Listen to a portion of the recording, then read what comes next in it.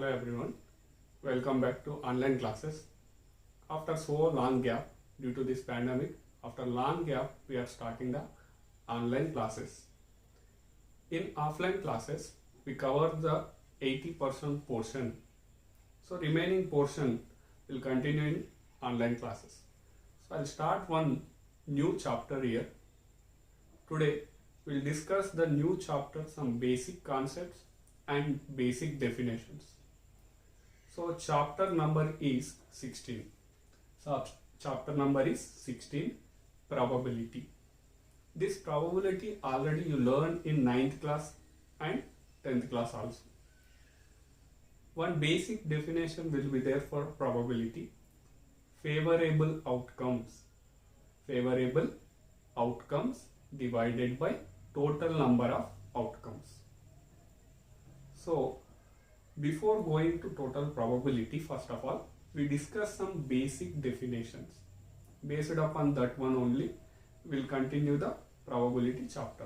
And these basic words, actually, new words, we'll use in this total chapter also. So first one is a random experiment. First one is random experiment. So first of all, what is the experiment? Experiment is one work.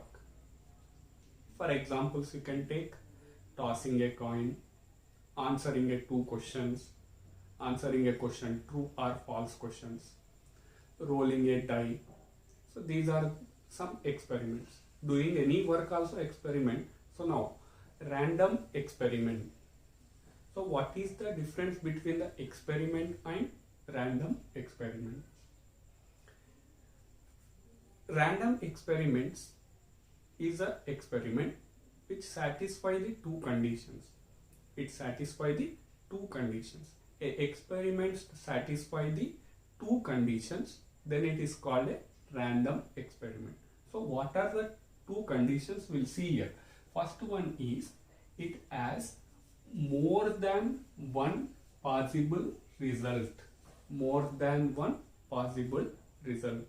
So result is nothing but after doing one work, results you will get. That result must and should be more than 1. More than 1 means 2, 3, 4, a number. But compulsory more than 1. Minimum 2, that meaning. So next, one more condition. It is not possible to predict the result in advance. It is not possible to predict the result in advance. That means at particular time, what answer you will get means we can't predict. Predict means in advance we can't tell the answer. For understanding of this definition purpose, one example I'll take. Example, tossing coin. Tossing coin. If you are toss a coin, what will be the results? What will be the results? So if you toss a coin, 2 results you will get. 2 results you will get. What are the 2 results? Head you will get or tail you will get. Head or tail. You observe first condition, what is that? It has more than one possible result.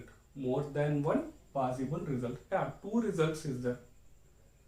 Either head or tail. 2 results is there. So first condition satisfied. Next, not possible to predict the result in advance. We can't tell the answer in advance. For example, now I am tossing a coin. What will be the result? You know the result? You know the result, head or tail. But compulsory you can tell the answer. We can't predict. Compulsory it will head, compulsory it will tail. For example, I am telling head. I am predicting answer head. But here answer got tail means. So that's why we can't predict the answer first. That meaning that only results we know, head or tail, but particular point, particular time, what will be the result means we can't say. So that also it is satisfying. Tossing a coin, head or tail, answer. 2 more than 2 outcomes is there, and we can't predict the answer in advance. I'm tossing a coin, but result we can't predict in advance. Either head or tail you'll get, but we can't predict. So this is the one example for random experiment. And some more examples also we can take, that is number 2, tossing a die or throwing a die. You observe, throwing a die. Die, how many sides will be there? Total 6 sides, 6 numbers will be there. So what are the outcomes here? 1 we can get, or 2, or 3, 4, 5 and 6. Either you will get 1 or 2 or 3, up to 6 possibilities is there. So results, how many results is there here? 6 results is there. 6 results is there. So more than one possible result is there. Yes. Next, I am throwing a die. What will be the answer? Either 1 or 2 or 3 or 4 or 6. But we can't predict in advance what is a particular number. So it's satisfying the second condition also. An experiment satisfying the 2 conditions, then that experiment is called random experiment. So tossing a coin, tossing a die, good examples for the random experiment. Next, number 3, one more example also we can take. Taking a card from deck of cards. Playing cards will be there. Deck of cards, we know already, we learn in permutations also. Deck of cards means 52 cards. In that 52 cards, we have to take one card. The outcome may be number 2, number 3. So different outcomes will be there. So more than one result is there. More than one result is there. So, and we can't predict in advance. That also it will satisfy. So this also one example for the random experiment. Next definition we have to see. Outcomes. What is the outcomes? Outcomes means the results of a random experiment. The results of random experiment results that are called outcomes. For example, you take tossing a coin. Outcomes are head and tail. Next, rolling a die. Number 1, 2, 3, so on 6. So this is the outcomes. Once again I am repeating, outcomes. Outcome means the results of a random experiment. The results of a random experiments. Next, sample space. Next definition is sample space. This is a very important definition in the probability, that is sample space. The set of all outcomes,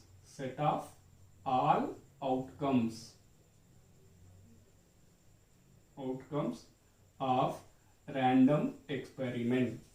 The set of all outcomes of a random experiments is called a sample space. Sample space means set of all outcomes of a random experiment. In set we have to write the all outcomes. For example, I am taking example. First example, what is there? Tossing a coin. Tossing a coin, what are the results in there? Head or tail. So total outcome set, if you are writing head, tail, in set if you are writing, this is called a sample space of a random experiment tossing a coin. And this sample space is denoted by capital S. Capital S is nothing but sample space. And one more example also there, number 2, tossing a die. Tossing a die, sample space we have to write. Sample space is denoted with capital S, set. All results, all outcomes. Results is nothing but outcomes. So outcomes separated by comma. Set means separated by comma. This is the roster form. This is the sample space of random experiment throwing a die. So next definition is sample point. Sample point. Each element of sample space. Each element of a sample space is called a sample point. Each element of a sample space is called a sample point. What are the sample points of a random experiment tossing a coin? So what are the sample points here?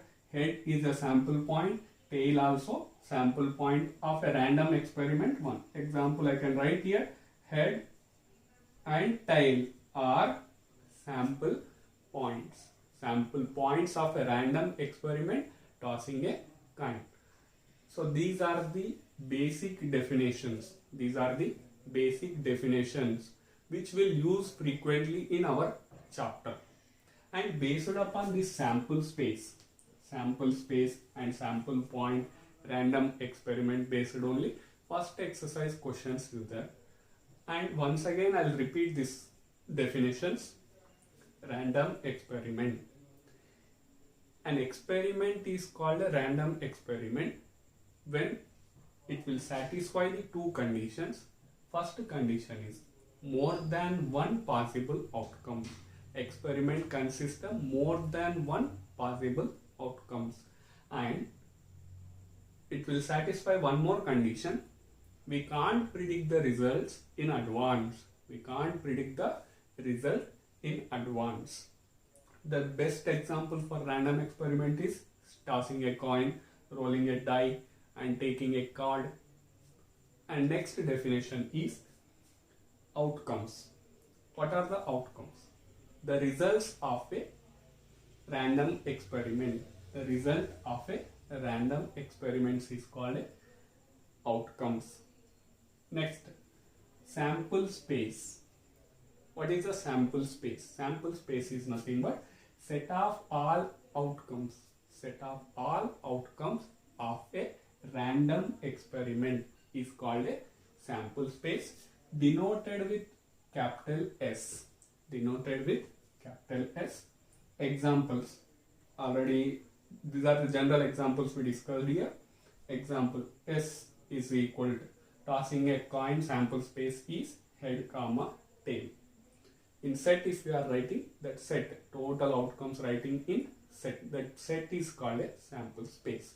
Next, last definition, sample point. Sample point is nothing but each element or each member of a sample space. Each element of a sample space is called a sample point. So based upon these basic definitions, one total exercise problems is there. In next class, we'll continue with the examples and exercise problems. Thank you.